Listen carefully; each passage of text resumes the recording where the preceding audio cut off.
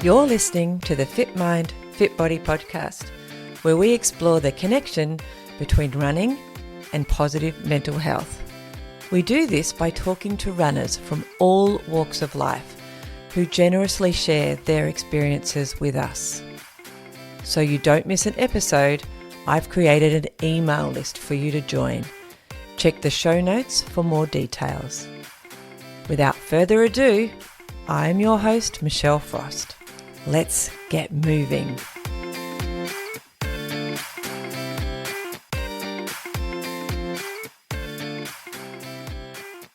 Today on the podcast, we have an incredibly inspiring guest, Joe Corcione.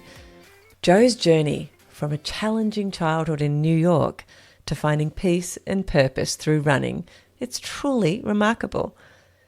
In this episode, he shares how running helped him overcome substance abuse, change his mindset and achieve incredible feats, like completing a 250-mile race. He offers practical tips for runners of all levels and emphasizes the importance of starting slow, enjoying the process, and believing in your own ability to change. Joe's story is about more than just running. It's about resilience, personal growth, and the power of a positive mindset. So lace up your shoes and get ready to be inspired. And let's dive into this conversation with Joe. Enjoy. Today on FitMIND FitBODY, I am excited to introduce you all to a new friend of mine from across the ditch, as we say here in Australia, to those who live in America, Joe Corcione. Welcome to the podcast. Thank you so much for having me. I'm excited to be here, Michelle, and I appreciate you for doing all you do for the running community. So it's an honor to be here. Thank you. Well, we're going to get into just what you do for the running community shortly, because as some people might be able to tell, you're obviously on microphone gear that's not just your average everyday iPhone headphones, which lots of people talk to. So you're another podcaster. So that's why everyone's getting crystal clear sound right now, which I think they appreciate. Gotta have the best. It's one of those things, it's super funny. When I first started podcasting, I actually had like a very crappy microphone for probably like the first year of it, which was nuts. And it's still like, it got like a good traction. Like we started to grow. And then like by the time, I think I was a year in, I was like, I need to take this a little more serious. So my my amazing wife got this microphone for me for Christmas, and it's been great. So I actually did do pretty well with a crap microphone for a while, but I was like, I need to spare everybody's eardrums a little bit and upgrade it a little bit. So anyways, it's just a fun story. I love that. That's awesome. It's true. I'm sure you've had guests, where they're in a dungeon talking down a 2008 headphones or something.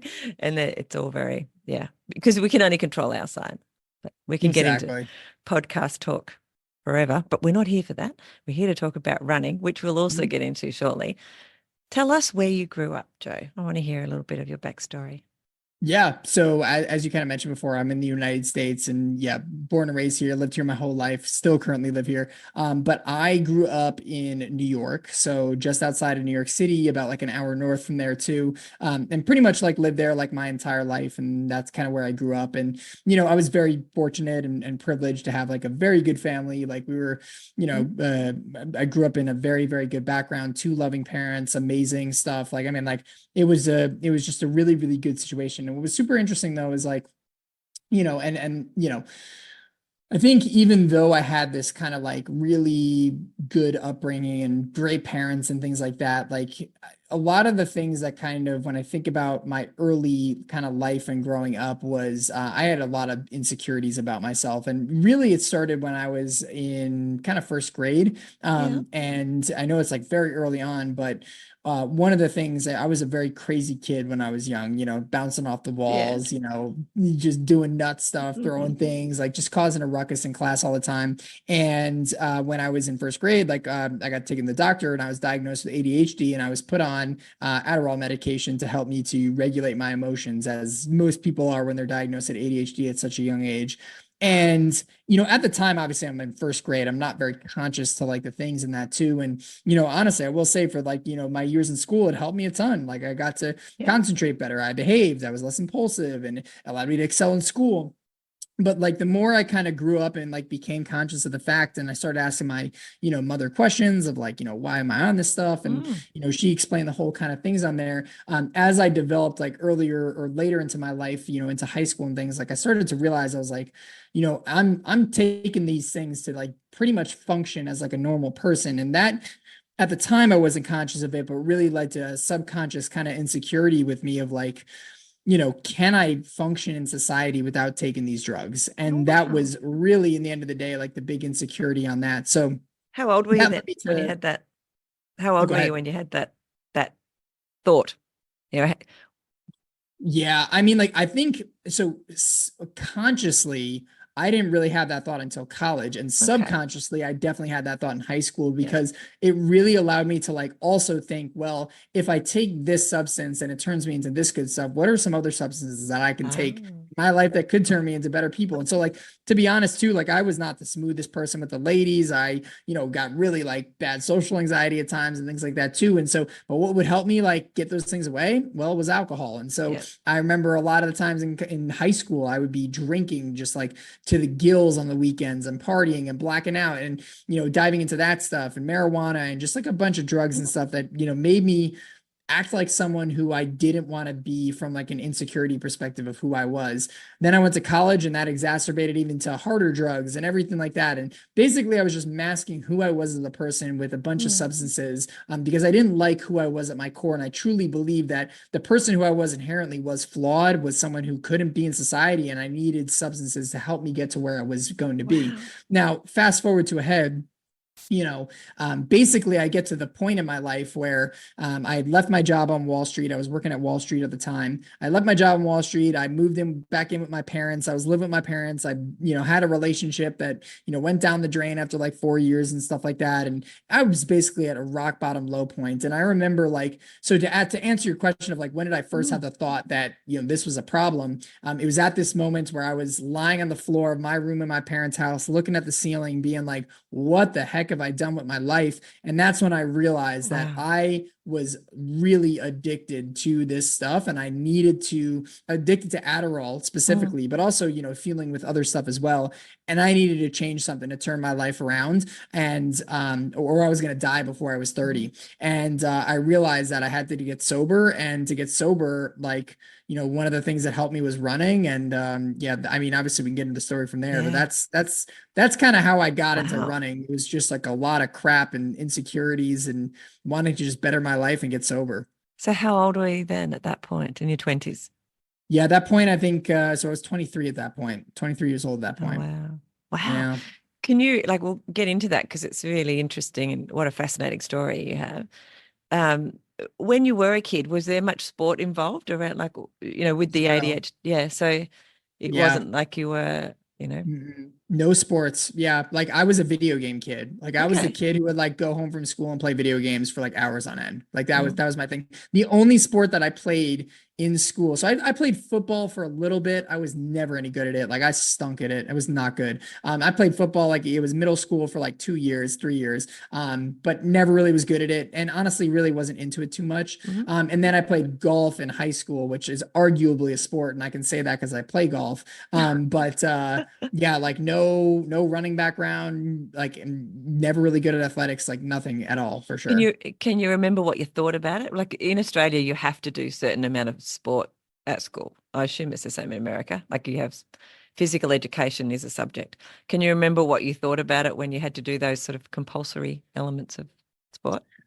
Yeah, I mean, like the reason why I didn't like it was because I wasn't good at it. That Mm. was the honest truth. Like I Yeah. love sports. Like and even though I played video games and stuff, I was a big sports fan. Like I Mhm. watched American football all the time, basketball, like hockey, like you name it. Like I loved consuming sports and I wanted to be good at sports. Yeah. But really the insecurity in the end of the day, and I was insecure about sports too, was I wasn't good at the thing. And kind of relating back to like where I kind of got hooked on the Adderall and where I kind of got the thing, like my belief in my life was that you're either born a certain way or you're Mm. not. And so, like, in my mind, I was like, well, I'm not born someone who can like regulate my own emotions and, Mm. be someone who can function like and concentrate in a way because I have ADHD and that's how I was born and that's how I'm going to be. Similar with sports, like, I was not good at sports at the time. So my belief was like, I was not born athletic and therefore I wasn't athletic. And, as we can kind of go deeper in the story, that belief is totally BS. But like, Yeah. that was the belief that ruled my life is like, you're either good at something or you're not. And that's how it Wow. is. It's a fixed mindset. And in the end of the day,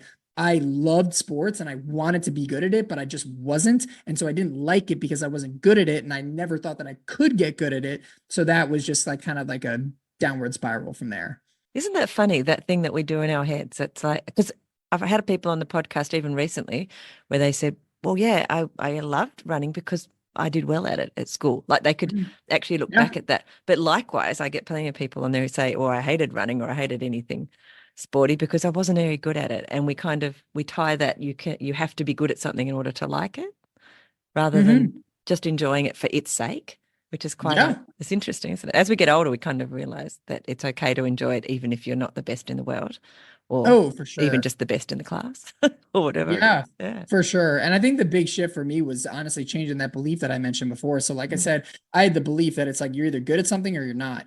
But really, like as I started, this is kind of something that I learned and picked up like through mentors and books and things that I kind of like dove into. But really, like the big thing at the end of the day that really helped me to not only get sober, not only start running and everything like Mhm. that too, but it's this notion that we are malleable. Like humans are meant to adapt, and therefore it doesn't matter who you are today. It matters that you can become anything you want Mm. to in life, whether it is athletic, you can become good at something, you can learn a skill, as long as you're willing to put in the work and learn along the way. And so, like, that was something that was a groundbreaking revolution for me because Mm. once I had this idea that, oh my gosh, you can change, like, that was an unlock for me because it's like, I can get sober, I can get good at running, Mm. I can get good at anything I put my mind to. And that was the big unlock for me because, like, the reason why I didn't get sober was because I thought if I like I couldn't get sober because that's who I was. But if I Mm. realized that really just a matter of who I wanted to be, which is the sober person versus someone who I am now, the person addicted on drugs,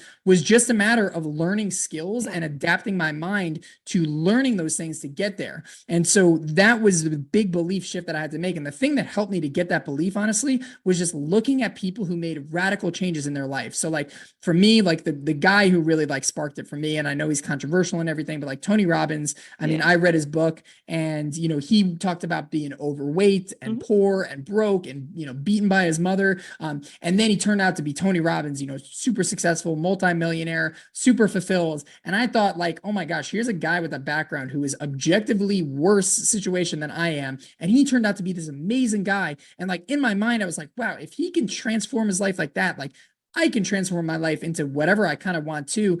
And you start seeing other stories like that from other people as well. And you start to realize like this is belief is true. It's not just idiosyncratic to Tony Robbins or Oprah or anyone like that Mhm. too. Like this is the human condition. And that was the thing that just not only, led me to get sober. Like, I mean, I had no running background, and last or 2 weeks ago, I ran a 250-mile race, like, which is just wild. That's And the amazing. reason why I was able to do that is not because there's anything special about me. It's I'm human. And I truly believe that if you are human, you can do anything, go from a runner, from Mhm. being unathletic, you can, be an entrepreneur with maybe no business background, like whatever it is Mhm. that you want to do, you can do because you're human. And that was the big thing that kind of just changed my life for the better. I totally agree with everything you just said, Joe. Mhm. I Yeah. do believe there is Powerful nothing we belief. can't do should we really want to do it. We just have to work out how to do it and then do those things. It's the Yeah. doing sometimes that gets in the way. But I Yeah. love that is so good. So were you a banker on Wall Street? Is that what I don't know enough about that world. What Yeah, was your so I worked at profession? a hedge fund. So I worked Mhm. at like one of the probably most well-known hedge funds now. So it's the guy who owns the New York Mets right now, Steve Mhm. Cohen. He's a very large hedge fund manager. So I worked on there too, and I worked on their like trading operations desk. So Wow. I'd aspired to like so I usually when people go to Wall Street, they typically do the investment banking route and then they Mhm. go to a hedge fund. To me, I just went straight to the hedge fund.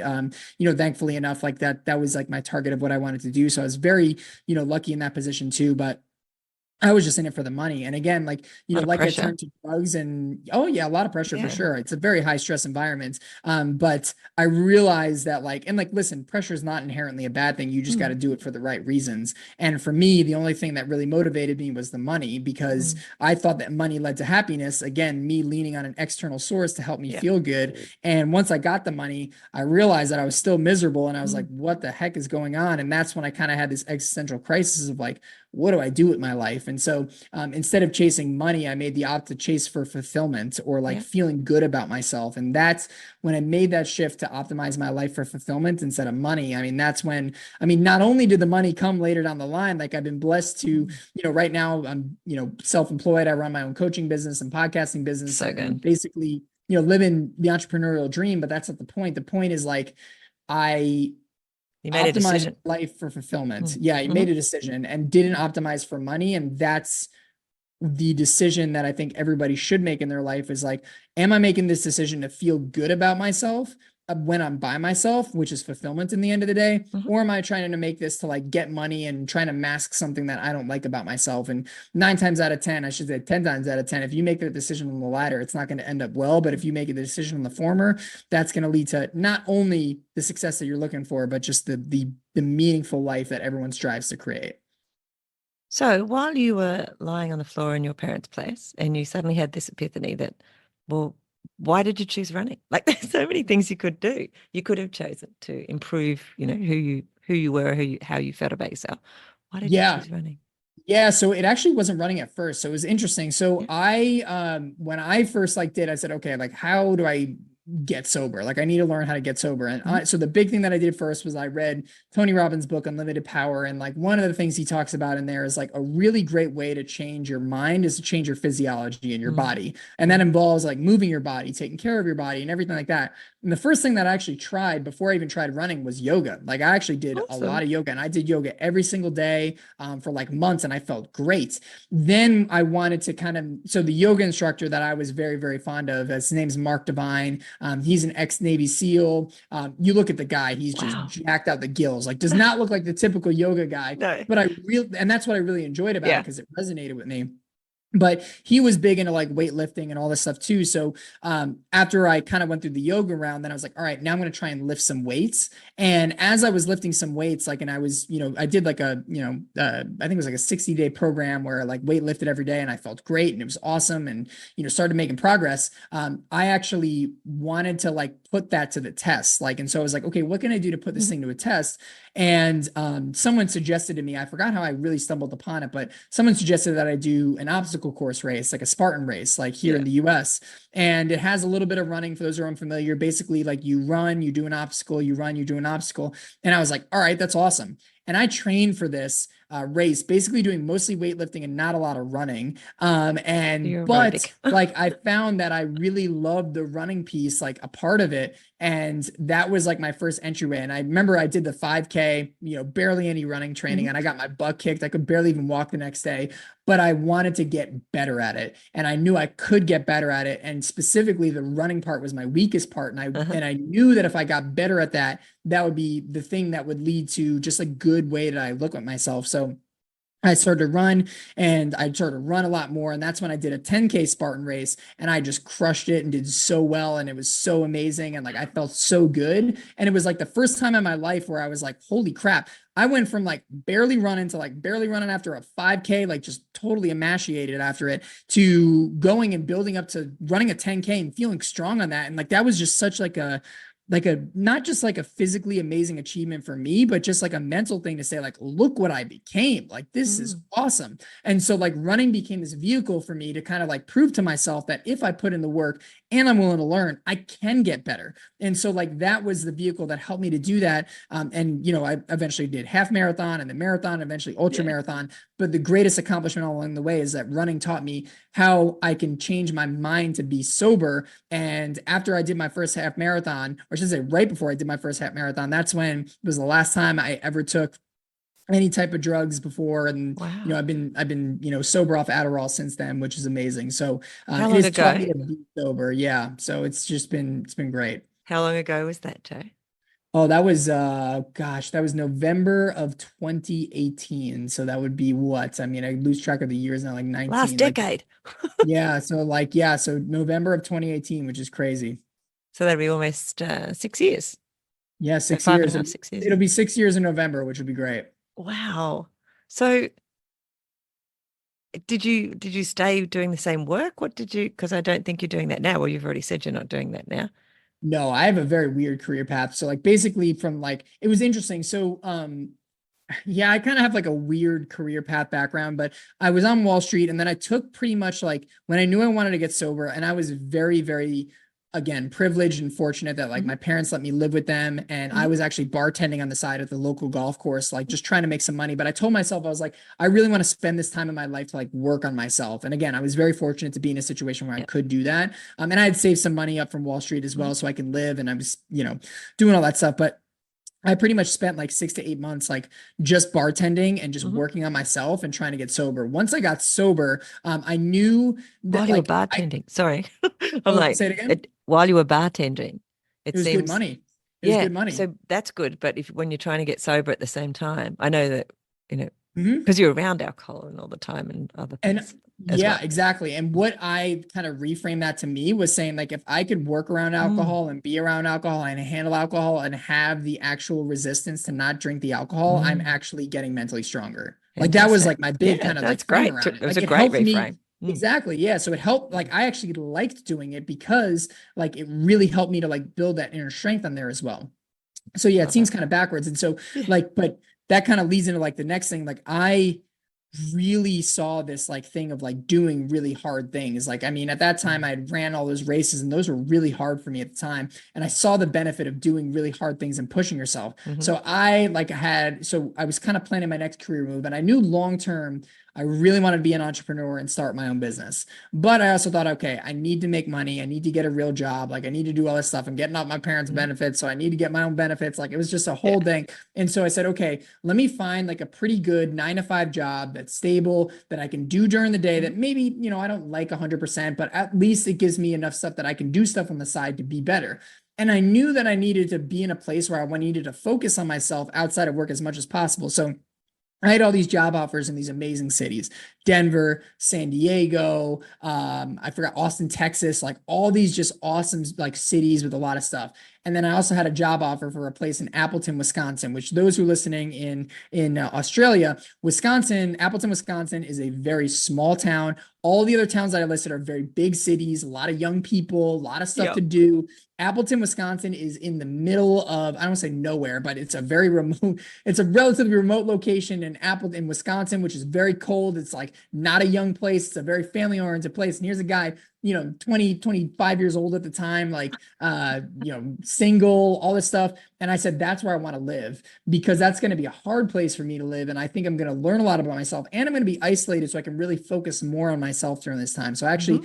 went out to Appleton, worked at Kimberly-Clark, which is the people who make Huggies diapers and Kleenex and all Oh, that kind wow. of stuff. Yeah. So I did that for a year and a half. And then long story short, really wanted to move out of Wisconsin because I was like, okay, that was hard, but I I did kind of it want to now. move somewhere good. And then I actually moved to Phoenix, where I worked at a small business for personal development. And yeah, I've been in Phoenix ever Yeah. since. And then that led to me working to a startup. It's The details Yeah. aren't as important, but along the way, that's where I started the podcast, Everyday Ultra. And eventually that podcast just ended up taking off, one of the top podcasts in the US for I running. love that. And started my own coaching business that took off too. And so now Oh I my do that full gosh. time. So I'm a full time running coach. That's my primary thing. I do the podcast, Mm. but pretty much most of my days is doing running coaching, and then I do the podcast as kind of like a activity of that as well. But yeah, I'm a full time coach, podcaster, and athlete, and yeah, I've been doing that since full time since January. Oh, I just have so many questions. Yeah, I know that I just made a My, big jump on there and my brain, blazing a I've lot of just got so many details. Yeah, questions. yeah, yeah, Um, yeah. no, no, no. Part of it is not necessarily people on the podcast want to listen to like me picking your brains for my stuff. So, Yeah. because like podcast, and I just qualified as a running coach as well. Oh, congratulations. Yeah, just here in Australia. So yeah, I don't know what I'm gonna do with it yet, but it's just was great fun to do. So it's fascinating to hear you. So did you do the podcast first and then took on or decided to move into the coaching space? Yeah, so I did the podcast first. And honestly, when I started the podcast, I had zero intent to make it into a business thing at all. Mm. Now, I was very happy at the company that I worked for at the time, and I still love the company to death. It's a startup company. So I was friends with the CMO, and like I really wanted to work at a startup. And that was Mm. like really the thing that I wanted to do. So at that time, honestly, I knew I eventually wanted to be an entrepreneur, but I wanted that startup experience to get just kind of like my foot in the door and understand a small company Mhm. environment. And I really had like no exit plan at that point. And so I started this podcast because I was like at the point where I made like a slight detour like in my running journey. So I Mhm. did running. I did, just to kind of give you some context, when I was in Wisconsin, I did my very first 50K, Yeah. which was actually a Spartan obstacle course 50K. That was like my first 50K. It was wild. It was, I don't That's recommend doing amazing. that for your first 50K, but like that's what I wanted to do at the time. Yeah. From there, when I moved to Arizona after that, later that year, and I actually did a 50 miler. So I did Hmm. like a 50 miler trail race here, and that was my first ultra. Then I made a detour into like the Ironman world, where I actually did like some Ironmans and a double Hmm. Ironman and all that stuff just to try it out. I Yeah. hated biking, so I was like, I'm not doing this. I'm going back to running. But when I went back to running, I really wanted to take it seriously. Like I wanted to Hmm. really learn. And I'm a big proponent is like, and this is everything that I did in my life. Anytime that I wanted to learn something, I always wanted to learn from the people who are doing it the best Mm. way possible. And I Yeah. thought about it and I said, okay, like there's all these people that I really look up to in the ultra running space. Like, how can I get in touch with them and like pick their brain and like get to know their stuff? Mm. And I was like, okay, well, I mean, I can reach out to them and ask for them stuff, but like, yeah, I mean, that's cool. But I was like, wait, like, maybe if I like have a podcast, that would be a cool thing. And I was like, yeah, because that'd be awesome. Because I'm sure there's a lot of other people out there who also want to know those conversations. So Yeah. literally, I started Everyday Ultra just because I was personally curious to like talk with some of the best athletes in the world. And there was no like any like plan to turn it into money and stuff like that. That's And I so just good. assumed other people would like it too. So I had these conversations. I was chatting with people who I really look up in the space. I was learning. And lo and behold, like, I mean, the numbers just started growing in terms of the listeners and everything like that, just organically. Like I did no paid ads, like barely any That's marketing. Like it was, awesome. people just were tuning in. And I did that for 2 years, like, and Wow. I didn't take on sponsors and anything like that. And then when people started to ask me, they were like, "Oh, do you do coaching?" And this is after this, like I started to, Hmm. I actually got top 10 at a very competitive 100-mile race here and like started to get good results. Like people started to ask, like, "Do you coach?" Mm-hmm. And I was like, "Oh," and at first I was like, "Nah, I don't coach. I don't coach," like blah, blah, blah. And then I started to realize, I was like, "Oh, like people are asking, like maybe this could be something." I kind of like, took some clients on for coaching for like 3 months behind doors. And then basically I was like, okay, I'm going to open it to the public. And I opened it to the public. And within pretty much 2 months, I got a full book of business, which is just, I was Wow. very grateful for. So, anyways, my whole lesson here is that like, if you want to like build a business or you want to Mm. achieve a goal or anything like that, don't make like money, don't make any of that stuff the goal. Like make the enjoyment of the process your goal, and you can achieve anything you want. And the similar thing goes Mm. true with running. Like if you want to run and you want to get your first marathon or ultra or whatever it is, you have to enjoy the process, because people sometimes are like, I want the 100-mile finish. If you want the outcome really bad, which you should, like, that's great. But if all you want is the outcome and you don't like the process, it's not going to be there. I A think long that's why way. when people start a business, like they want the freedom, they want the Yeah. money, but like they don't want to honestly eat crap like as an entrepreneur for like years and Mm. years and years and like do the work to build up that stuff. It's a very hard journey to do so. But for me, like I love the process. Like I loved being in there, and I think that's what really helped me. So like my thing is like you have to love the process, and you got to make the goal the love of the journey, not Mm. the outcome, and that will allow you to honestly get the outcome. It's such a Mm. catch 22, but It that's what's helped me. is. So that was like a long-winded answer, but that's kind of Mm. how like the coaching played in the podcast and all that It's kind of fun stuff. probably down the coaching alley that, along the same lines of what you said, it's not just if you focus on the money, that's not going to work anyway. Yeah. It's focusing on the what you can do and how you can help Yes. the people you're coaching as well, like along with what you said before. But I think specifically for coaching or anything else that where you're selling a product or a service, that you make that the best experience for the ultimate person who's going to buy, whether it's your customers or clients. I think that's also an important element to add in there for any budding entrepreneurs out there, making Yeah. that your focus, that you're really benefiting the person that you're Yeah. trying to, or the Yeah. The community you're question trying to should be serve. like, how can I help? Not how Mm. can I profit off this? Exactly. Exactly. Never should Yeah. be the second one. Like anything that I do in the podcast and my coaching business is like, how can I add value to runners, whether it's like my clients, Mm. whether it's the listener on the podcast, whether it's, even just working with like brand deals, like, because like for me, like I have to like the Mm. product and I truly got to believe that it's going to help the audience that I do or that reaches me, like I have to genuinely believe it. Like I've had times where companies reach out, they send me their product and I'm like, this thing stinks. And even if they offer me this big contract, I'm not going to take it because my ethos and my guiding decision is this going to help the people that I'm working with? Like, and that in the end of the day, like when you focus on what you can give and not what you can get, you get, and that's not the point, but like you will get like more than you kind of put out. So like for me, like my guiding decision point in anything in my business and anything that I do in coaching and podcasting is like, how can I help? And that's the best business advice I can give anyone for sure. I love it. And that is, listeners, how Joe started this call before we got on. He said, how can I help? Yeah, So yeah, there yeah, you yeah. go. You did. You said that. So what does your running look like now? So we've gone through a little bit of a journey of how you've got to where you are now. And not only that, but, you know, you help other people with their running journeys on the podcast and, you know, through coaching. But what does your running look like now? Yeah, so my running is running absurdly long distances. That is my thing. Like I love the ultra Why? marathon distance. The Why? reason why for me is because I truly believe like ultra marathoning is not just a tool to get healthy. It's not just a tool to like, you know, stay in shape. Like for me, I really truly see ultra running as a transformative experience for me in my life. I've learned so much about myself, who I am as a person, both the good, the bad, the ugly, things I need to work on, like areas where I excel at, areas that I need to work on, all through ultra marathoning. The one quote that really resonated for me, that really got me on the kick to go for 100 miles, because that was always an alluring distance to me, but I was always like, I don't want to say scared of it, but it's just like, holy crap, like 100 miles is so long. And then I remember one time, like one of my friends, Billy Yang, he's a very talented filmmaker here in the US in the ultra running world. He put out this video of him going through 100 miles for the first time. And he said a quote that really resonated with me. And that is, when you run 100 miles, you do a lifetime in a day. Wow. And I thought about that and I was like, that's so powerful. And when you think about it, it's true. When you go through something like 100 miles, the long distances, like think about it, a marathon, like you're going to be done with that, like within, you know, depending on how fast you are, anywhere between 2.5 hours to 7 hours, which is a long time. But when you're doing 100 miles, like you're going to be out there, depending again, how fast you are, anywhere between 13 to maybe even 36 hours or 40 hours, depending on the race.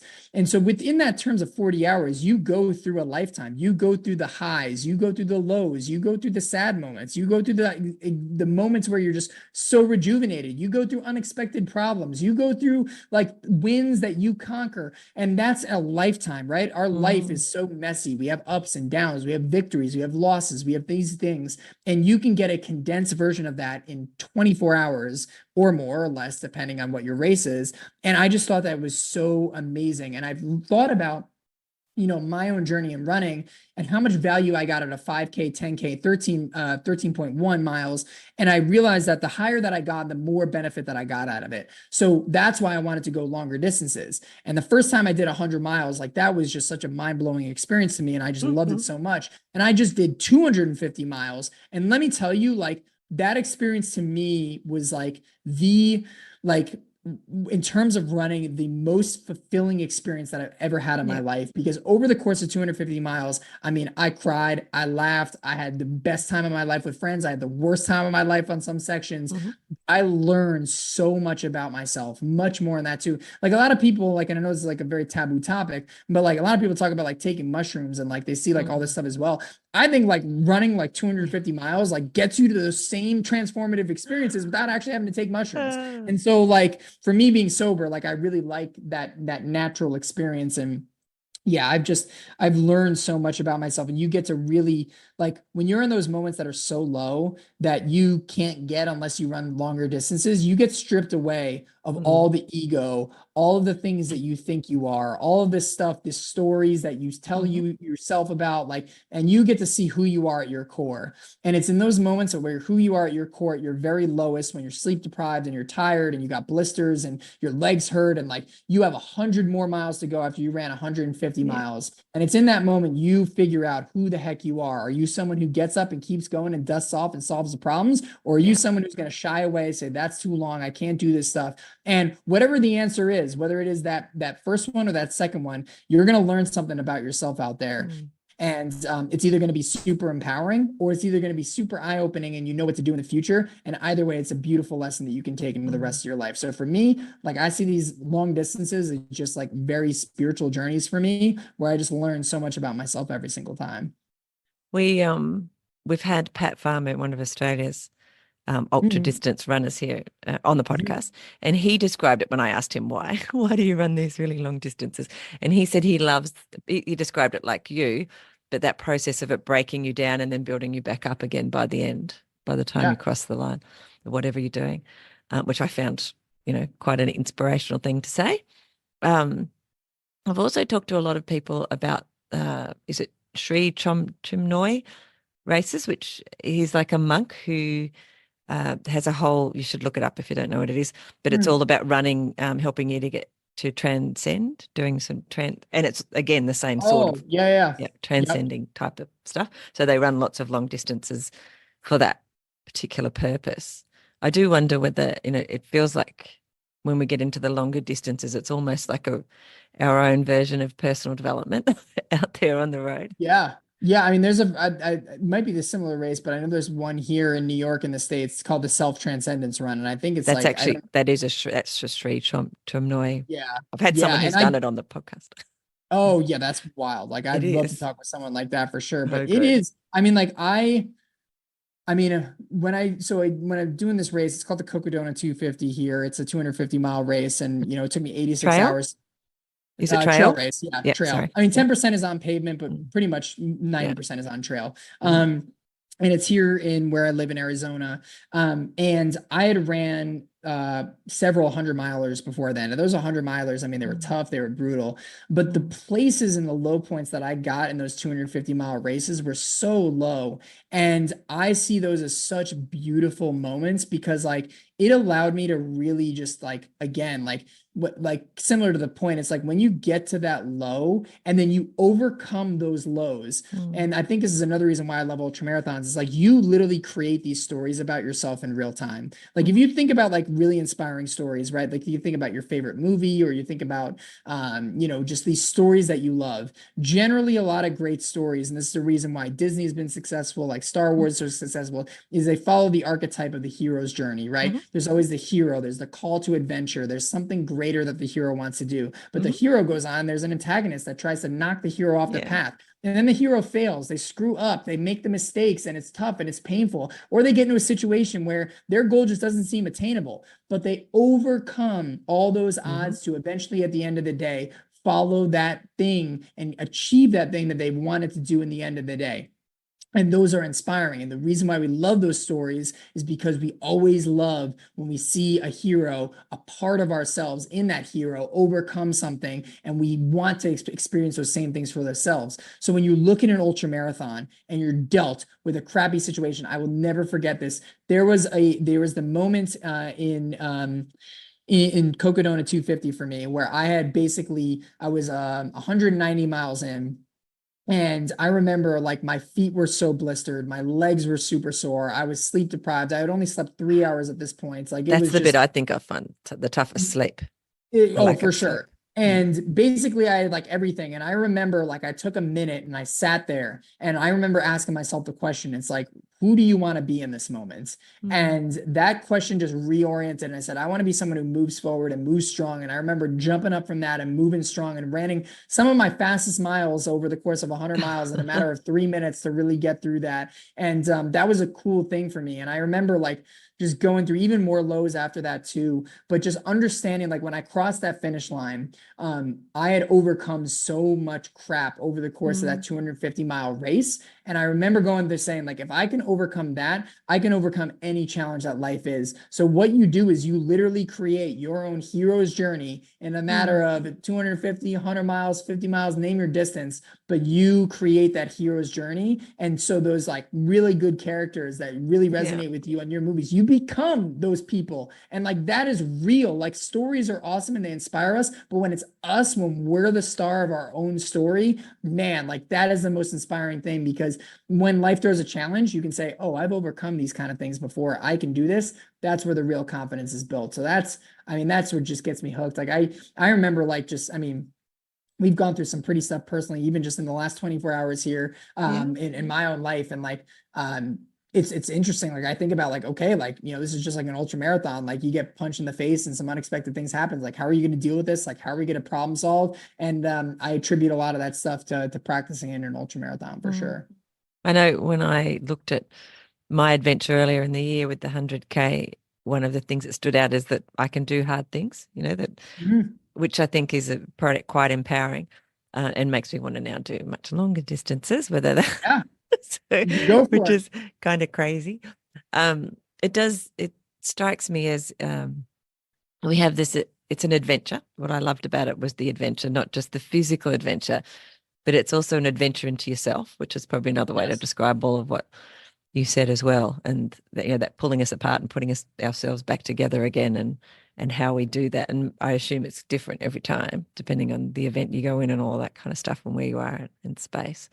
But one of the things I've noticed is that just lately, and I don't know if it's just because I'm becoming more interested in it, but it seems like there's a big upswing in ultra trail running across Mhm. the world, not just here in Australia or in America, but it seems to be like in Europe as well. But have you obviously noticed that as well? That's a big Oh, yeah, thing. big time. And it's just funny you bring this up. I actually had a good conversation with a friend about this earlier today. Like, yeah, it is even just so I've been in the sport for about 6 years, and even just seeing Mm, like where it is now versus where it first started is unbelievable. I mean, like it's crazy. Like, and to give you some kind of context, right? So this Cocodona 250 race, people hear 250 miles and they're like, a question I get a lot is like, how many people do this thing, right? Because I think people like hear it and they're like, what is it like? 20 people, 30 people, like how many people are running this thing? 250 people run this race. So, wow. and here's the interesting thing. So for years and years and years, when this is going on year 5, it'll be next Hmm. year when they're doing this race. The race had never sold out. It had sold out this year, but really a month before the race. Hmm. They opened up registration for next year's race, literally a year from now. It sold out Oh in less my, than 2 weeks. that's mad. Less than 2 weeks. And so like that is insane. Like for like just to do that. And so and you look at all these 100 milers that were once very niche and maybe had like Mm. 20 to 30 Hmm. people. I mean, like some of the 100 milers I've done have 800 people doing these races Wow, is and 500 people on a wait list. Like that is bananas. that And is. so I think it's just exponentially growing. And honestly, I think there's so much more to go because if you look at Mm. something like the marathon, someone told me this today. I don't know the exact numbers, but the London Marathon, about 800,000 people applied to register in this race. And so if you think about like how many people are going for that in itself, and Mm. like, hundreds of people are doing these 100 milers. Like I think it's becoming a lot bigger, and I Mm. think the reason why that is because it's becoming a lot more accessible, and people are starting to still have that same thought. And it's honestly why I started Everyday Ultra. Like the reason why it's called Everyday Ultra is because I want to make ultra running accessible to the everyday person. Right? Mm. You don't have to have a running background. You don't have to be like Yeah. running cross country. You don't even have to be athletic. You don't even have to look like a runner, which I think is a BS kind of thing. A lot Mm. of people think, oh, I need to look like this skinny dude or skinny gal and like all that stuff. Hmm. Like, no way, Jose. Like, you can be anyone you want. And I think people are starting to realize that it doesn't matter who you are. Like, you can become an ultra runner. Mm. And they see the positive benefits. Like, as people come out of the ultra marathon experience and they're like, life is just changed. Like, I'm Yeah. one of them for sure. And I think people want that. They want that experience. They want to do hard things. I think innately as humans, like, we want to do hard things. I truly believe like the retirement lifestyle is a myth. And when I say that, like, I think, like, think about it. When most people go into retirement, and I don't know how it is in Australia, but here in the States, like when most people go to retirement, they retire at like 60, 65 years Mm. old, and then, they might chill out for a little bit. Most of the people who I know are retired, they go back to part-time jobs. Why? Because like we want that sense of like contributing and we Mm. want the struggle. Like humans need it. And so I think in a world where it's so easy to be comfortable, like people want to get that challenge because they know that the challenge is what leads to growth. And I think like more people are catching on to that and seeing what it does for other people. And I think we're just scratching the surface on ultra trail Mm. running. I think like it's still very early. I'm very bullish on it. I think it's going to be the golden age coming up in years. And I think that's so freaking exciting because like I think the world's going to be a better place when more people run ultras. Like I will run a presidential campaign on that platform. I love that. I wrote a book in Mm. 2004 called Run Forever, and oh whatever, it did okay, but the point back then was runners that just they didn't spend money apart from on their shoes. But Yeah. now when I look around at the running community, at running in commerce, at running, like, people spend so much money to enter these races. They spend lots of money on gear now. They just, and there's podcasts on running. It's amazing how things have changed just in that last 20 years, in regards to running and its view in the community. I don't know whether COVID had something to do with how quickly it's now growing. When we're all kind of contained, and one of the things you were allowed to do was go for a run, depending on where you lived in the world. So all those things, I wonder whether, how they've affected that and where we're heading now. And I do hope, as you said, that it becomes even, keeps growing at the rate it is now. Be Hmm. amazing to see where it does go to. Should it do Yeah. that? Yeah. I mean, like, and it's nuts too. I mean, like they just came out in the States, with a 300-mile race, which Hmm. is like, and again, like I know that they had like the self-transcendence race, which is like Mm. 2,400 miles, but like, I mean, the big thing was like, the 200s were kind of like this new thing that they kind of came out with, and they were at niche to start. Now they're getting more popularity, but now, I mean, they got a 300-mile race, which I'm, yes, signed up for. I can't wait to do that one. But yeah, I think like it's just getting nuttier and nuttier. And that 300-mile race sold out in 2 weeks. That's crazy. 2 weeks. It's crazy. We have So yeah, it's nuts. we have some here in Australia, run by, I always forget his name every time. Anyway, they've got silly names like Ridiculous East and Mhm. whatever. I don't know if you've heard of them. They're pretty crazy. But I've had the guy who owns those races on the podcast, and he talked about, just harking back to something you said before, that everyone can do it. He sets his cutoffs really far. So he has 100 and 200 Mhm. miles races. So he sets them really long so that everybody has an opportunity to, be able to do a 200 miler, because, you can do it from start on Wednesday, the one that I'm thinking about doing, and it doesn't close till Sunday. So like the cutoff's not till Sunday. So it basically can be a moving picnic with a bit of a sleep here and there. So Oh my gosh, that's I get awesome. through That's it. great. So I was like, Yeah. yes, that sounds like my kind of race. Yeah, that's great. And I think like even in the States here, like I mean, they just came out with this race. I don't know the full details of it, but like so I think like when you look at like 100 milers here, like there's like a lot of cutoffs and Mm. stuff. But I think they just came out with like a new race, and I don't know the exact format. I just kind of like have heard of it, but I think it's cool. It's like basically like it's a 100-mile kind of like challenge that you can do, but there's like a 60-hour cutoff, and it's like that's like a Oh, very wow. generous cutoff for a 100-miler. But like the whole point of it is like doesn't matter like that Mm, you can walk this whole thing if you want to. It's like we want to make this accessible. And I think yeah, that's just so I freaking love rad that. because I truly believe that like, I don't think ultra running should be gatekeeped. Mm, Yes, like I mean, here's the thing.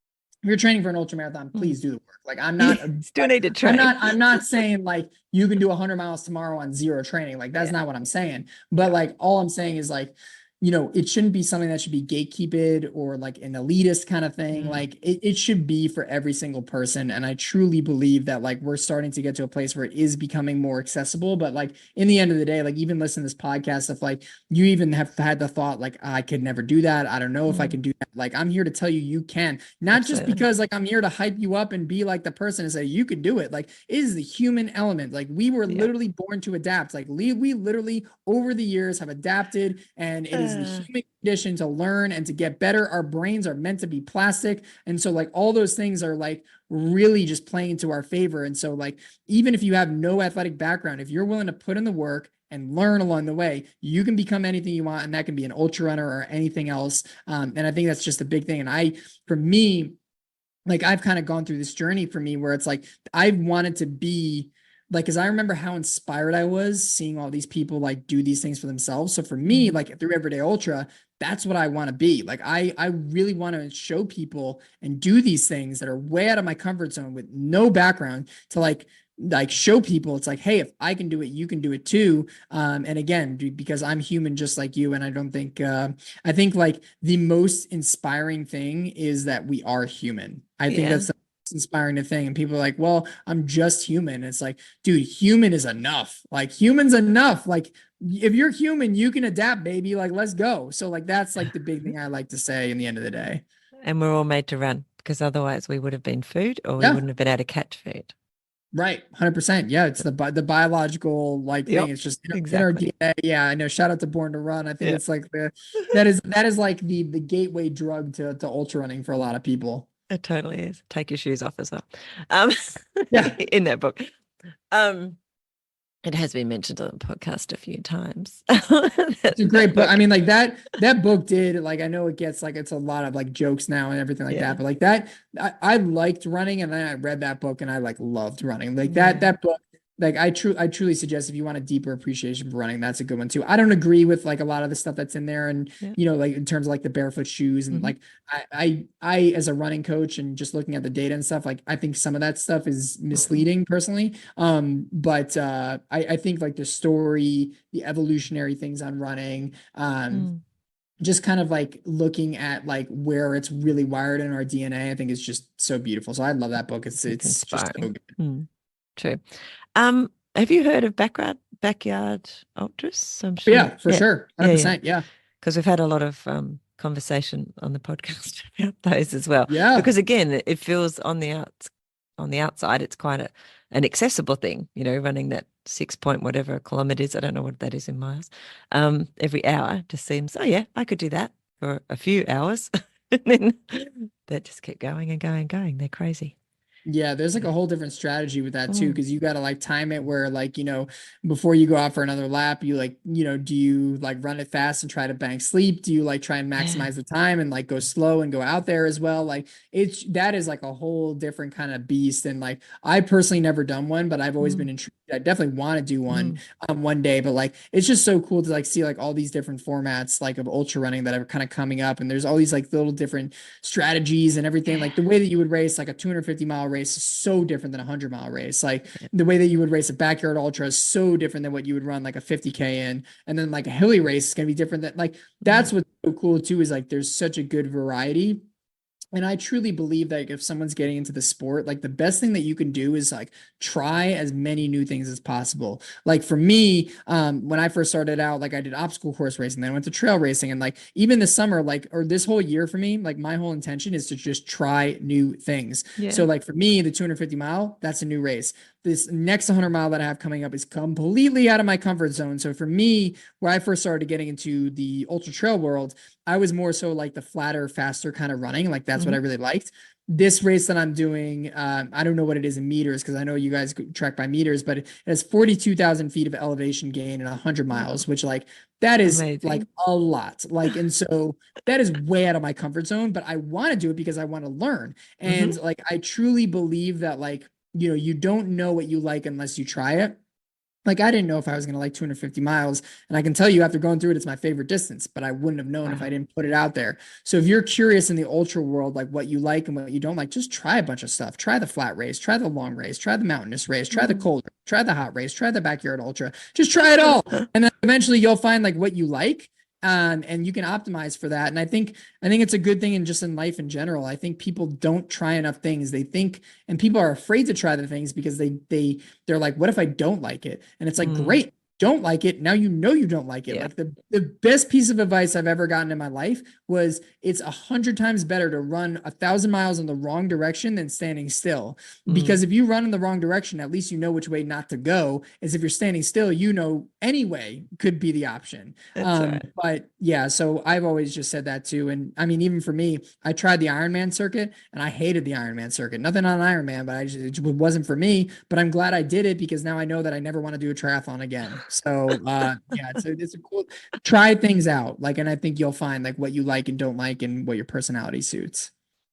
What does your training schedules look like? And I know it's probably changes from time to time depending on what event you've got coming up and how close you are to it and all that kind of stuff. But what's your sort of average training look like? Yeah, so I mean, I'll talk about in the lens of Cocodona because that was like kind of Hmm. recent. Because yeah, it does depend on the race, the Hmm. terrain, like the distance, and all that kind of stuff, and also the goals that I want to go. But for Cocodona, I mean, I was running anywhere depending on the week, like most average weeks, I would be running anywhere between 13 to 18 hours a week. And, depending on how much climbing I got, that would range anywhere between like 80 to 100 miles a week. Mhm. But some weeks, like, I mean, there were some weeks in there where I did like 21 hours or 24 hours, and Mhm. where I'm really just trying to get some like big weeks where, you rack up like 136 miles. But basically, like when it comes to like these kind of races, like, I mean, yes, it's a very obvious thing, but I think running volume directly correlates with your success as long Mhm. as you do it in a safe way. Like, and so I think that's like a big proponent for me as a coach is like, I'm a very high volume person. I want you to Mhm. run a lot,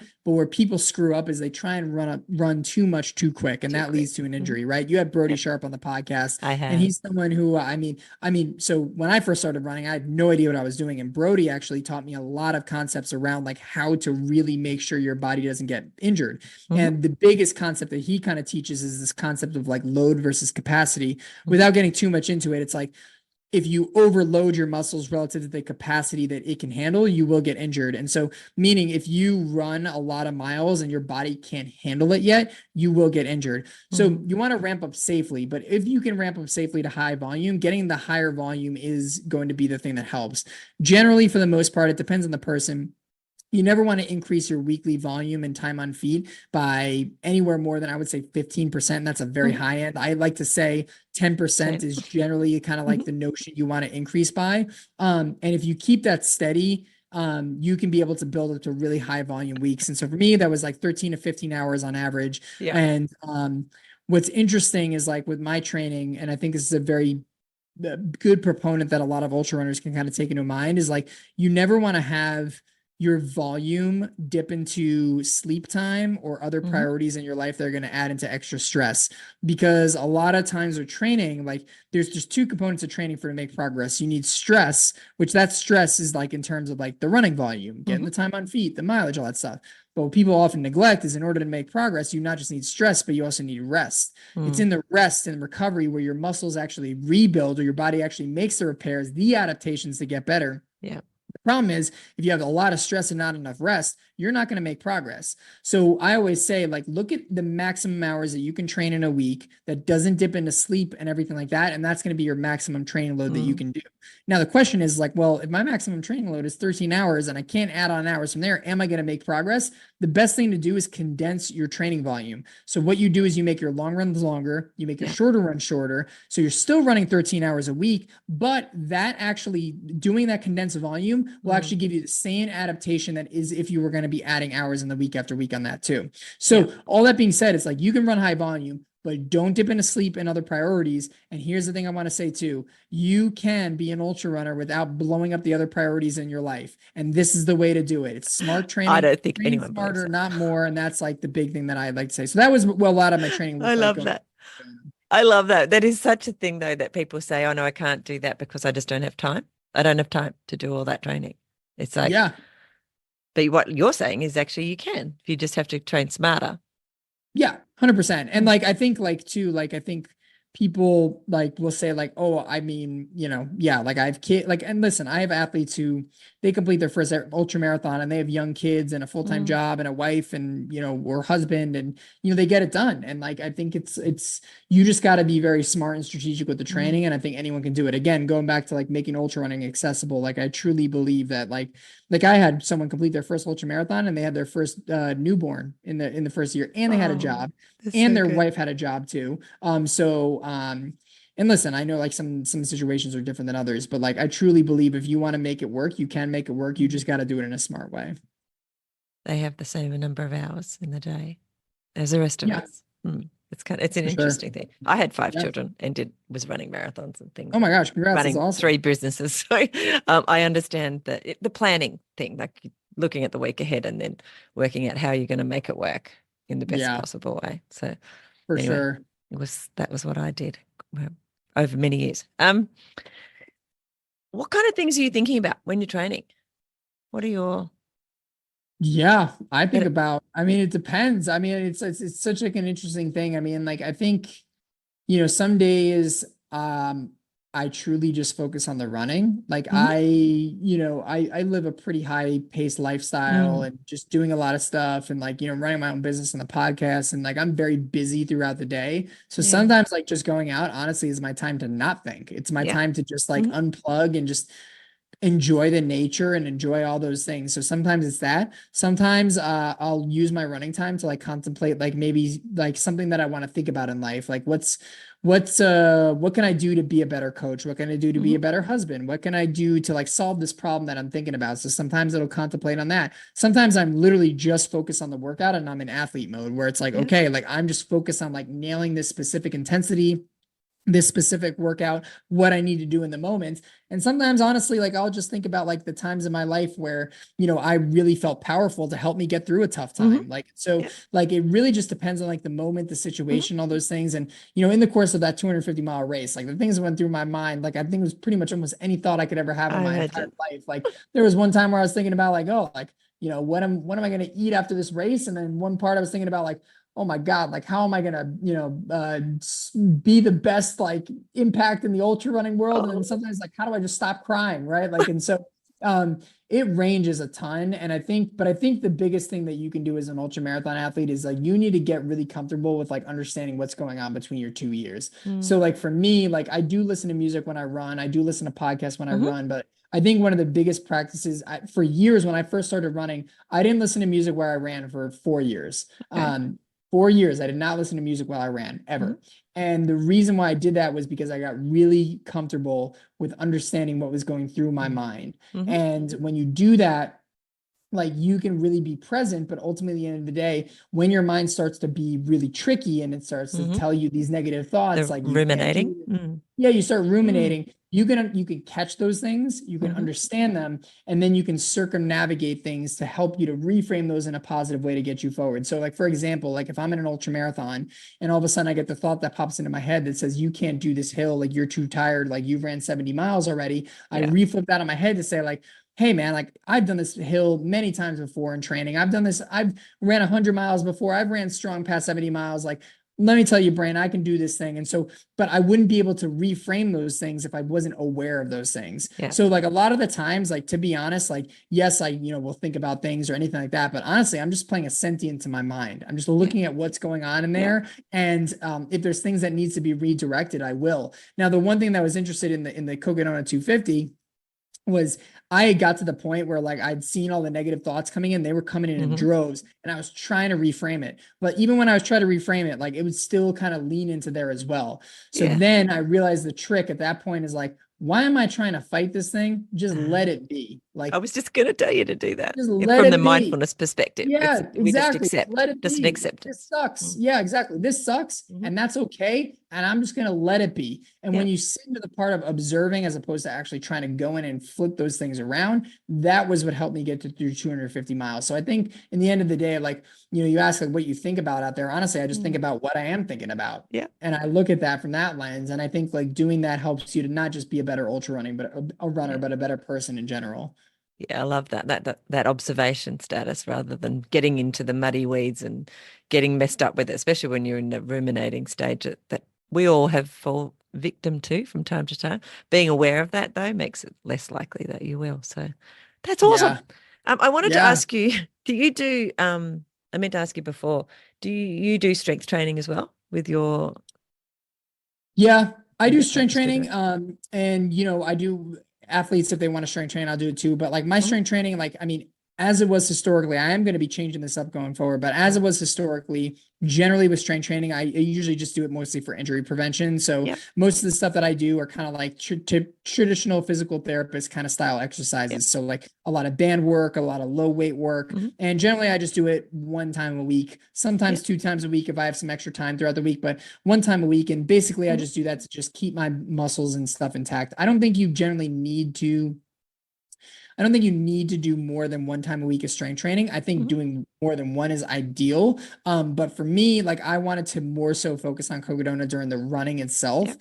Hmm. And I'm not saying like don't strength train. Like I Yeah. think you should strength train. But really, I think a lot of people overemphasize and they don't do it because they think they need to do it 4 or 5 times a week, when really all you really need to do is 1 to 2 times. Yeah. Now, I am going to go through this experimentation phase where I'm actually going to really be diligent on lifting 3 times a week and seeing if that has a meaningful impact on my performance.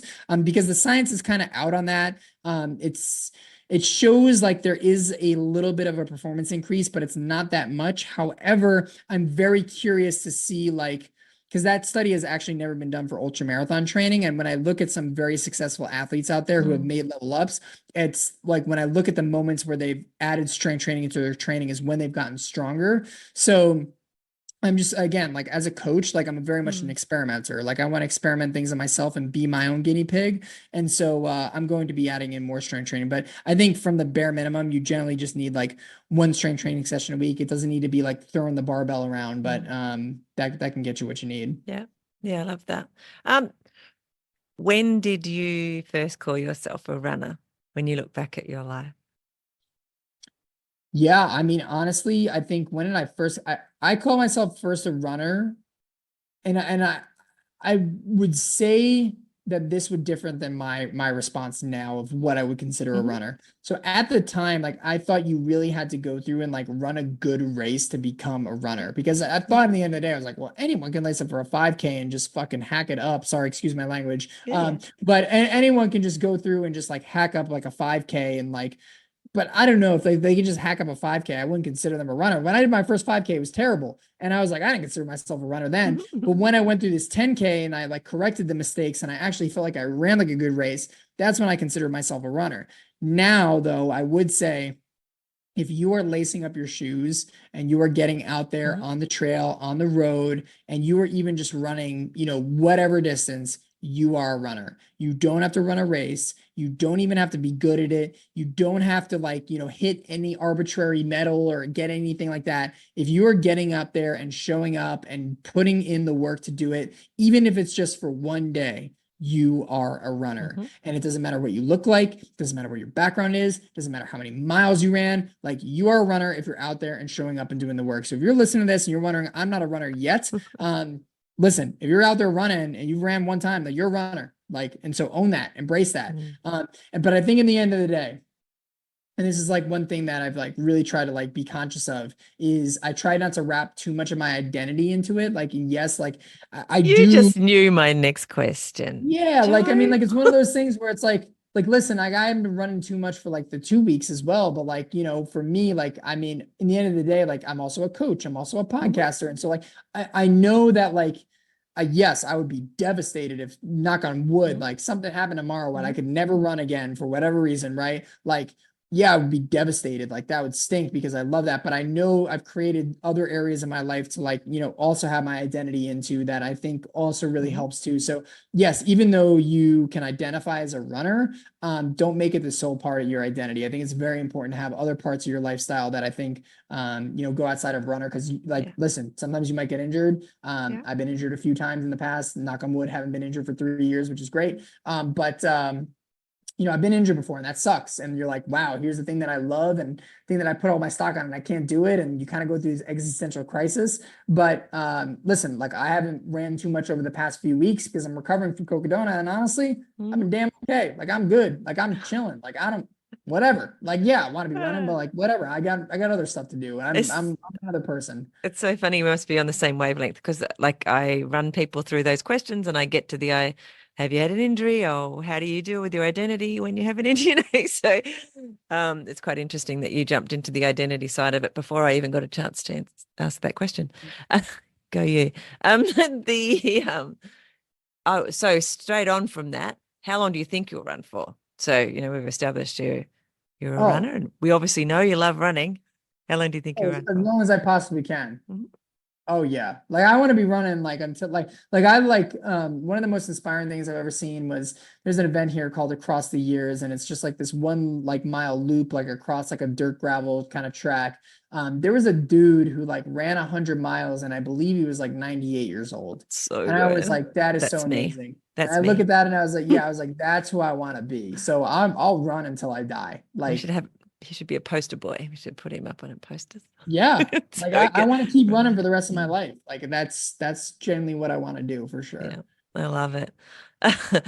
Um, what do you think? Like, it seems like a silly question to ask at this point, but what do you think your life would be like had you not started running? Like, what would it be missing? What's it given your life running? Gosh, I mean, it's hard to say, right? Because I think, honestly, if I wasn't running, I'd probably be, I think I, it's an interesting question because I think I would probably have found something else that was Mhm, hard that could give me the same thing as running. And that's like the other thing I want to say is like, I'm here talking about like the transformational benefits of running, but like you don't have to run to get the same benefits as running. Like as much as I'd love people to, but like, some people that's learning a new skill, some people that's mhm, weightlifting, some people that's swimming, some people that's biking. Like, I mean, mhm, I think I would have found some sort of movement that helped me because I did, again, remember, start at mhm, yoga and weightlifting and all that stuff. mhm, So I don't think my life would be very different. I think it would just be because I think I was on that kick, and I think like anyone can get to the place that they. I don't want to say everyone has destiny. Like I think there is agency. You have to make the choice to do it. But I think the path that led me to running, I honestly think that I probably would have gotten there even if it wasn't on running. And the yeah. reason why I say that is because like I think if you truly have a focus and an aim, like you're always going to get there in life. And at the time, like my focus and aim was to build a fulfilling life for myself. Mhm, So I anytime in life, like you want to go somewhere, like you have to have a vision, you have to have an aim, you have to have a direction. And when you have that direction, even if you don't have a plan, if you keep focusing on that thing, if you keep making that the forefront pillar of your life, you will put the pieces in place mhm, subconsciously to make that thing happen. So like for me, like that was the thing. And like honestly, like at the time when I was like, I want to live a good life and I want to like feel good about myself, like my plan wasn't like to go start running. Like honestly, that came by accident through the Spartan racing thing. Like yeah. that was never Yeah. the plan. It was Kind of never the fell plan into for it. me to. Mm, Yeah, if you asked me like 6 years ago, like when I mm, started this whole journey, am I going to be a running coach and host a running podcast? mhm. Like, God, that wasn't even in the freaking forefront. But like I think that was the focus. So yes, while running has given me all these things, like I generally believe that because I had the vision, I probably would get to a similar place, albeit like the Mm, vehicle would look different. I don't know if it would be like mm, weightlifting, or I don't know if it would be like entrepreneurship, or like I mm, don't know, but like I think I'd like to bet because I had the vision and the aim, it's there. So it's like it doesn't matter how you get there, it just mm. matters what you're going for, and the things will figure itself and fall to pieces. But you got to take action. Like I don't just say that to be Yeah. like you can think things into existence. Like I'm not that kind of person. Like you have to take action. But I truly believe like when people talk about the law of attraction, the reason why it works is because if you have this subconscious aim, like you will find a way to make it work. Mm, But you have to put in the action to do so. But the more you have the aim, the more willing and easier the action is going to mm. be to naturally just take in your life. Yeah, I love that. Is there anything, I'm going to ask you for some tips in a minute, so don't give running tips, but is there anything about running? And I know we've kind of weaved our way all the way through your life and through your running. Is there anything about running we haven't talked about in that journey that you want to share?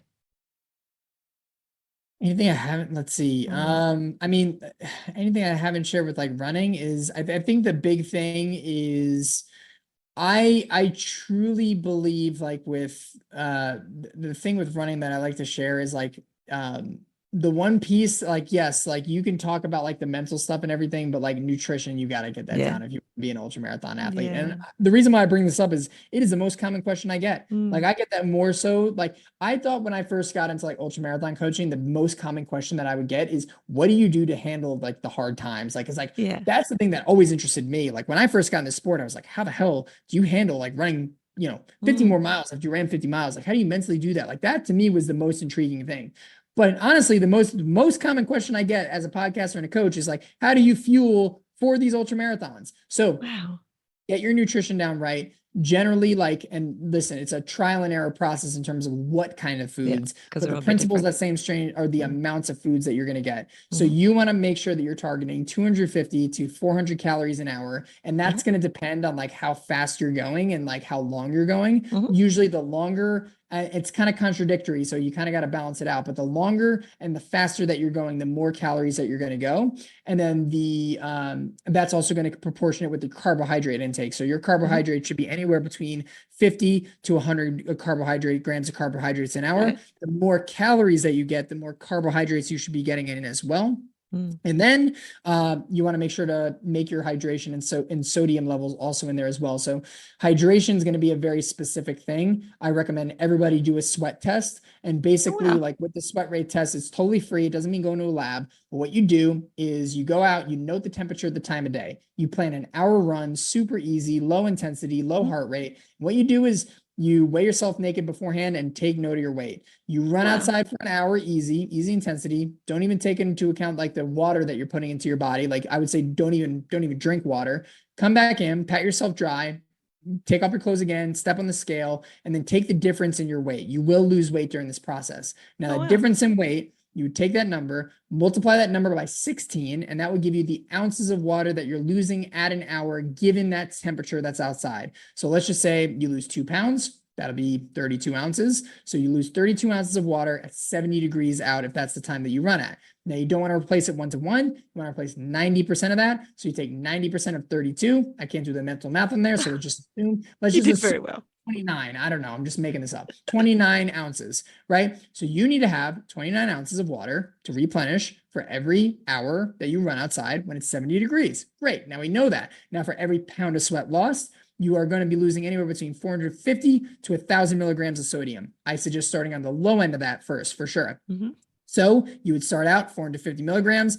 You lost 2 pounds of sweat, 450 times 2. That'll get you to 900 milligrams of sodium that you probably need to do. So then you're going to try out 29 ounces of water an hour and 900 milligrams of sodium with that nutrition strategy that I have in there. And then you fine tune along the way some any results on there. You Wow. follow the process, you do that, you do some trial and error, you're going to feel good in your ultras, you're going to feel better. And that's the part that people screw up and ask the most questions So on. good. So it's so funny because like most of this podcast has been so inspirational, and then I just went so sciencey So for like specific. but yeah, there you go. That last 3 minutes will change your life in I ultra love running. that. Well, in my most recent ultra, it was the fact that I only wanted moist things. Like my mouth felt really dry. I had like all these things prepared, like sandwiches and whatever, like stuff, things that were recommended as well. But I didn't really want them because they were dry and they weren't moist. All I wanted was my iced coffee. Mhm. It was Yeah, so strange. Anyway, yeah. so it's sometimes overcoming those things that you almost, it's hard to experience even when you're training, but when you're in the Mhm. event, like I didn't get the dry mouth thing happening when I was just training, but got it when I was in the event. So I didn't even recognize it's going to come. So Yeah, for sure. Yeah, it's definitely like a good thing to just kind of keep in mind, like in testing your nutrition out and like during the training. And yeah, you might find some things that like won't work in, or they will work in training, and that they don't work in the racing, but it's all the experience that kind of pays off in the end of the day. Yeah, no, I love that. Or getting on, talking to coaches and people like that to give you a bit of an insight into what you might expect. Joe, it's been amazing. Before you go though, and don't jump off in a minute, but before you go, I wanted to get from you, like I do from all of my guests, some tips for runners. So you obviously are well placed to give some tips for runners. Can you hand over some for, say, a beginner runner? What would you Mhm. suggest? Yeah. So beginner runner is start off slow. The biggest Mm, mistake that people get is they go in too quick, as I mentioned before. So your best thing is like really start. And I would even say like for a new runner, if you're starting from scratch, don't start continuous running. Do run walk intervals, right? mm, Run for 1 minute, walk for 1 minute. Increase mhm, your time from there. Then you can increase the intervals and increase the time, but just do that to start first, right? So mhm, just take it very, very, very slow. Once you kind of built up, and again, I would follow that 10% rule that I kind of mentioned before as just a general guideline, right? It could be different based on different stuff, but just for, yeah. practical sake here, like increase your running volume by 10% each week, and that should help too. And Mhm. if you're doing run walk intervals, maybe start doing it 3 times a week to start. As you get more stronger in those run walk intervals and you're feeling like you're progressing, you can increase the time that you're running relative to the time you're walking, and your overall volume as well, to the point where you're eventually, running continuously. Then once you have 3 days of running continuously, you can increase that to 4 or to 5. I usually suggest, if you're training for ultra marathon, 5 days of running at least a week is ideal, and kind of go up from there. Now, this process might take you 2 months, it might take 3 months, it might take 4 months, but you want to be able to do it as slow as possible along the way. And then the biggest thing is then you can start increasing your volume and just kind of go from there. And again, do it gradually from there as well. Now, the most important thing throughout this entire process before doing it safely is to be consistent. Consistency in the end of the day. You're going to have good runs. You're going to have bad runs. You're going to have okay runs. You're going to have terrible runs. But in the end of the day, the more consistent you are, the more good runs you're going to have, the more great runs you're going to have. And over the end of the time, that's consistency that leads to the end of the day. When I think about two people or two qualities that's going to lead to any successful runner, it's going to be how consistent they are and what's the amount of time that they give themselves to be great. And the reason why I say that second thing is because a lot of people will try and sign up for a race that's 12 weeks away, and maybe they're kind of starting from scratch, and then you kind of got to cram your training in. That's not good. But if you're like, hey, I'm just going to start slow, I'm going to sign up for a race a year from now, great. That's awesome. You got a whole year to build progress. You stay consistent along that way, it's going to be great. And then the last tip that I'll say is be patient. Know that overnight, you're not going to go from couch to 50 miler. It's going to take some time, and that's okay. It took me to run my first marathon. It took me, I'm trying to think, a year and a half to run my first marathon from starting from scratch. Now that's a pretty quick time frame. So that's still pretty awesome. That's still pretty awesome. But I know people who have gone their first marathon in 2 years, 3 years. So, but I was very consistent along the way. I don't think I would I ran every single week. I never missed a day. I was always on point. And I'm not saying that you have to not miss a day to be perfect, but being consistent is going to be the best thing. So you do that, you can accomplish any of your running tips or dreams for sure. Awesome. Joe, your life is inspiring. Your story's been amazing. I thank you so much for sharing it with us. I will put some links in the show notes to your podcast, of course. And if anybody wants to chase you up and get you to coach them, if you ever have any space left, it sounds like you're pretty full all the time anyway. But I'll put all those in the show notes, and people can follow it up. But again, massive thank you for being here. I really appreciate it. It's been awesome. I've learned so much and felt inspired. Thank you so much. Yeah, I appreciate that a ton. And you, this was an awesome conversation for anyone listening too. So yeah, so the cool thing about our coaching is we actually have also other coaches under me who are personally trained by me. They were my clients, and they get the same exact results as working with me as well. So we have a whole army. It's me and two of my amazing other coaches as well. And so what's super cool is people who want to I want to get to the point where it's people don't want to work with Joe, they want to work with Everyday Ultra. And so that's great. I'd love to work with people, but I want it to be more than just Joe's coaching brand. I want it to be Everyday Ultra. And so just know that if you like what you heard on here, you like the style, you want to hire someone who can help. When I think about this, is the reason why I avoid saying this, because it sounds like a plug being a coach. But if I'm just being truly honest, where I really leveled up my training is when I hired a coach. That was the real thing that leveled up my training. So if you're looking to really do this the right way and to be guided in a way that's going to be safe and make you progress, hiring a coach is good. And if the Everyday Ultra team sounds good to you, just shoot me an email at everydayultrapodcast@gmail.com, and we'll see if the coach is open, if they're a good fit, and would love to chat. That's awesome. Thank you, Joe. As I said, don't jump off. I will also say goodbye to you off the recording. You got it. Thank you so much. Thank you for listening to the FitMIND FitBODY podcast. I'd love to talk to you about your running journey. Send me a message on Facebook or on the website, and let's do it. I also wanted to let you know that I've created an email list so you won't miss any podcast episodes. You'll find details in the show notes and on the FitMIND FitBODY website, along with a bunch of resources on mindful running. They'll help you to get and stay mentally and physically fit. And I'll see you there. Plus, I'll be back here in your podcast player a few times a week. Hit subscribe so you don't miss an episode. And before you go, I'd really appreciate it if you would leave a review. It'll help more people to find the podcast and get inspired to start running and ultimately to improve their life. See you soon.